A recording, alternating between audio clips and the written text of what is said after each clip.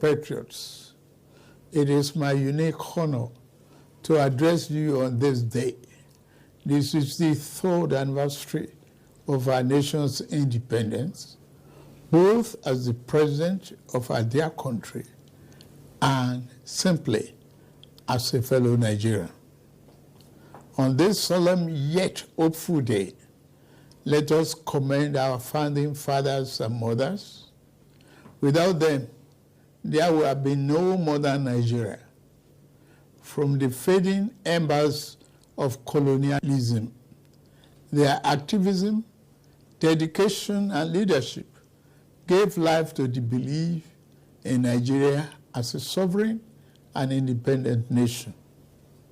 Let us, at this very moment, affirm that as Nigerians, we are all endowed with the sacred right and individual gifts that God has bestowed on us as a nation and as human beings.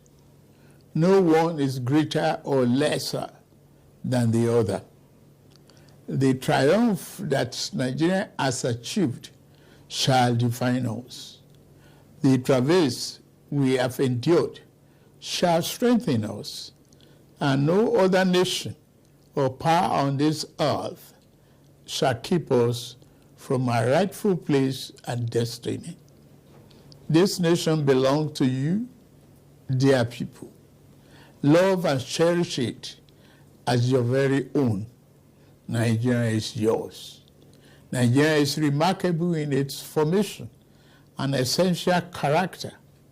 We are a broad and dynamic blend of ethnic groups, religious, tradition, and cultures. Yet, our bonds are yet intangible, strong, invisible, yet universal. We are joined by a common thirst for peace and progress, by the common dream of our prosperity and harmony, and by the unified ideas of tolerance and justice. Forging a nation based on the fair application of these noble principles to a diverse population has been a task of significant blessing, but also serious challenge. Some people have said an independent Nigeria should never have come into existence. Some have said that our country will be torn apart. They are forever mistaken. Here, our nation stands, and here we shall remain. This year, we passed a significant milestone in our journey to a better Nigeria by democratically electing a seventh consecutive civilian government. Nigeria has proven that commitment to democracy and the rule of law remains our guiding light. At my inauguration, I made important promises about how I would govern this nation. Among those promises were pledges to reshape and modernize our economy and to secure the lives, liberty, and property of the people. I said that bold reforms were necessary to place our nation on the path of prosperity and growth. On that occasion, I announced the end of the fuel subsidy. I am attuned to the hardship that have come. I have a heart that feels and eyes that see. I wish to explain to you why we must endure this trying moment. Those who sought to perpetuate the fuel subsidy and broken foreign exchange policies are people who will build their family mansion in the middle of a swamp. I am different. I'm not a man to erect our national home on a foundation of mud. To endure, our home must be constructed on safe and pleasant ground. Reform may be painful, but it is what greatness and the future require. We now carry the cost of reaching a future Nigeria where the abundance and fruit of the nation are fairly shared among all, not hoarded by a select and greedy few. A Nigeria where hunger, poverty, and hardship are pushed into the shadows and ever-fading past. There is no joy in seeing the people of this nation shoulder burdens that should have been shared years ago. I wish today's difficulties did not exist, but we must endure if we have to reach the good side of our future. My government is doing all that it can do to ease the load.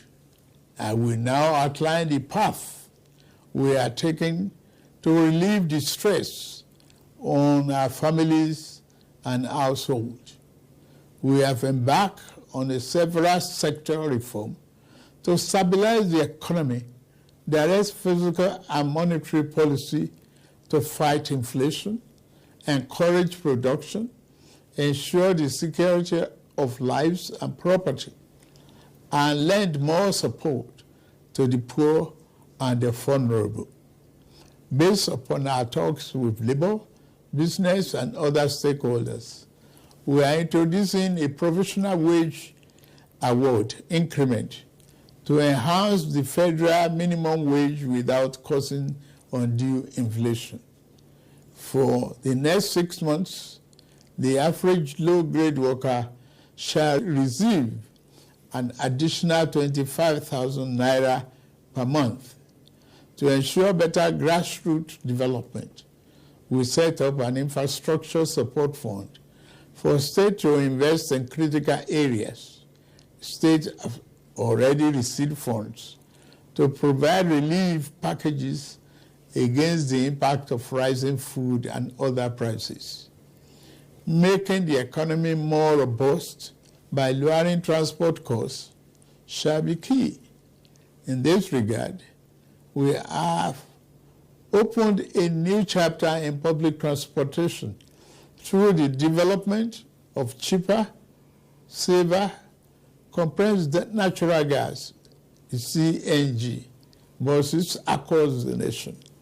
These buses will operate at a fraction of current fuel prices, positively affecting transport fare.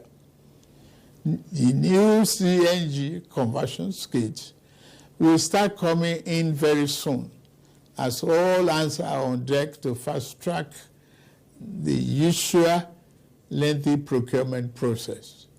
We are also setting up training facilities and workshops across the nation to train and provide new opportunities for the transport operators and entrepreneurs. This is a groundbreaking moment where, as a nation, we embrace more efficient means to power our economy. In making this change, we also make history. I pledged a thorough house cleaning of the den of malvisions the CBN has become. That house cleaning is well underway. A new leadership for the central bank has been constituted. Also, the special investigator will soon present its findings on the past lapses and how to prevent similar recurrences. Henceforth, monetary policy shall be for the benefit of all and not the exclusive province of the powerful and wealthy. Wise tax policy is essential for the economic fairness and development.